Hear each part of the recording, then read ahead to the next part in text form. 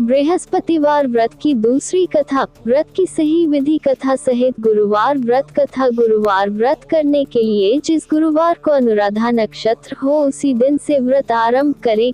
प्रथम गुरु की पूजा करें। पीतल के पात्र में बृहस्पति जी की मूर्ति स्थापित करें तथा 2 पीताम्बरी उड़ावे, पीला जनेऊ पहनावे, पीले फूलों से सुशोभित करके कुमकुम का लेप करें और धूप, दीप, फल, चंदन, चावल, मिष्ठान, उपहार आदि से यथासंभव पूजन करना चाहिए। तत्पश्चात ही धर्मशास्त्र के तत्व को जानने वाले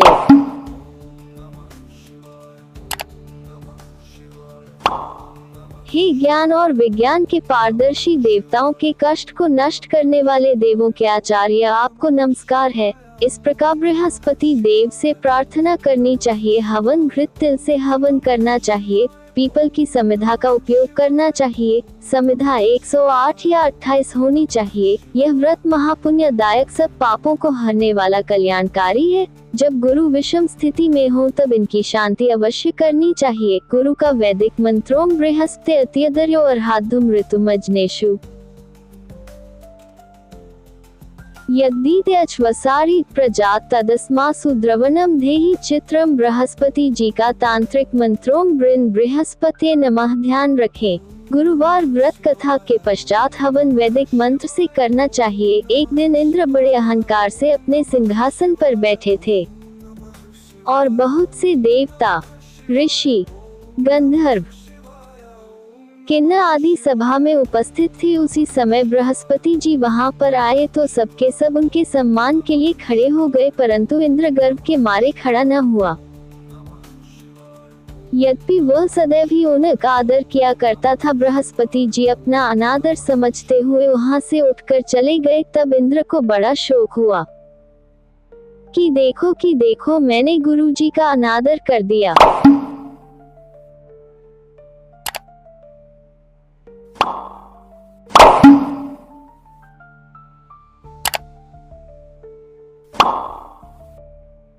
मुझसे बड़ी भरी भूल हो गई। गुरुजी के आशीर्वाद से ही मुझको यह वैभव मिला है। उनके क्रोध से ये सब नष्ट हो जाएगा, इसलिए उनके पास जाकर उनसे क्षमा मांगनी चाहिए, जिससे उनका क्रोध शांत हो जाए और मेरा कल्याण होवे। ऐसा विचार कर इंद्र उनके स्थान पर गए। जब बृहस्पति जी ने अपने योगबल से यह जान लिया कि इंद्र क्षमा मांगने के लिए वहां आ रहा है, तब क्रोधवश उनसे भेंट करना उचित न समझकर अंतर्ध्यान हो गए। जब इंद्र ने बृहस्पति जी वहां न देखा तब निराश होकर लौट आए। जब दैत्यों के राजा वृषवर्मा को ये समाचार विदित हुआ तो उसने अपने गुरु शुक्राचार्य की आज्ञा से इंद्रपुरी को चारों तरफ से घेर लिया। गुरु की कृपा न होने के कारण देवता हारने व मार खाने लगे। तब उन्होंने ब्रह्मा जी को विनय पूर्वक सब वृतांत सुनाया और कहा कि महाराज दैत्यों से किसी प्रकार बचाए। तब ब्रह्मा जी कहने लगे, इंद्र तुमने बड़ा ही अपराध किया है जो गुरुदेव को क्रोधित कर दिया। अब तुम्हारा कल्याण इसी में हो सकता है कि त्वष्टा ब्रह्मांड का पुत्र विश्वरूपा बड़ा तपस्वी और ज्ञानी है, उसे अपना पुरोहित बनाओ तो तुम्हारा कल्याण हो सकता है। ये वचन सुनते ही इंद्र त्वष्टा के पास गए और बड़े ही विनीत भाव से त्वष्टा से कहने लगे, आप हमारे पुरोहित बनाने की कृपा करें जिससे हमारा कल्याण हो। तब त्वष्टा ने उत्तर दिया कि पुरोहित बनने से तपोबल घट जाता है, परंतु तुम बहुत विनती कर रहे हो।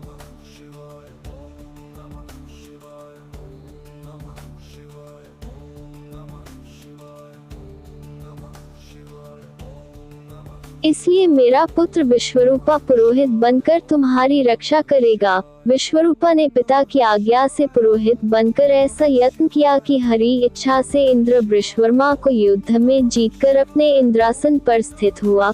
विश्वरूपा के 3 मुख थे। एक मुख से वह सोमपल्ली लता का रस पीते थे, दूसरे मुख से वह मदिरा पीते थे और तीसरे मुख से अन्नादि भोजन करते थे। इंद्र ने कुछ दिनों उपरांत कहा कि मैं आपकी कृपा से यज्ञ करना चाहता हूँ। जब विश्वरूपा की आज्ञा अनुसार यज्ञ प्रारंभ हो गया तब एक दैत्य ने विश्वरूपा से कहा कि तुम्हारी माता दैत्य की कन्या है, इस कारण हमारे कल्याण के निमित्त एक आहुति दैत्यों के नाम पर भी दे दिया करो तो अति उत्तम बात है। विश्वरूपा उस दैत्य का कहा मानकर आहुति देते समय दैत्य नाम भी धीरे से लेने लगे।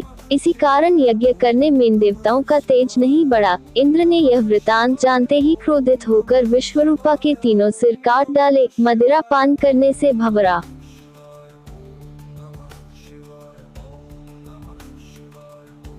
सोमपल्ली पीने से कबूतर और अन्न खाने के मुख से तीतर बन गया। विश्वरूपा के मरते ही इंद्र का स्वरूप ब्रह्म हत्या के प्रभाव से बदल गया। देवताओं के 1 वर्ष तक पश्चाताप करने पर भी ब्रह्म हत्या का वह पाप न छूटा तो सब देवताओं के प्रार्थना करने पर ब्रह्मा जी बृहस्पति जी के सहित वहां आए। उस ब्रह्म हत्या के 4 भाग किए, उनमें से 1 भाग पृथ्वी को दिया। इसी कारण कहीं कहीं धरती ऊंची नीची और बीज बोने के लायक भी नहीं होती। साथ ही ब्रह्मा जी ने यह वरदान दिया, जहां पृथ्वी में गड्ढा होगा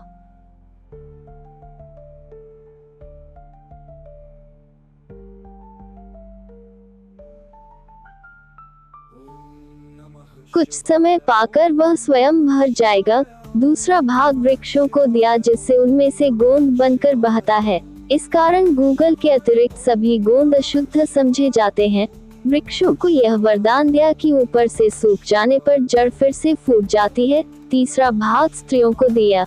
इसी कारण स्त्रियां हर महीने रजस्वला होकर पहले दिन चांडालिनी, दूसरे दिन ब्रह्मघातिनी और तीसरे दिन धोबिन के समान रहकर चौथे दिन शुद्ध होती हैं और संतान प्राप्ति का उनको वरदान दिया। चौथा भाग जल को दिया, जिससे फैन और सिवाल आदि जल के ऊपर आ जाते हैं। जल को यह वरदान मिला कि जिस चीज में डाला जाएगा वह बोझ में बढ़ जाएगा। इस प्रकार इंद्र को ब्रह्म हत्या के पाप से मुक्त किया। जो मनुष्य इस कथा को पढ़ता या सुनता है उसके सब पाप बृहस्पति जी कृपा से नष्ट हो जाते हैं। हमारे चैनल को लाइक करें, सब्सक्राइब करें और कमेंट करना न भूलें। ओम नमः भगवते वासुदेवाय।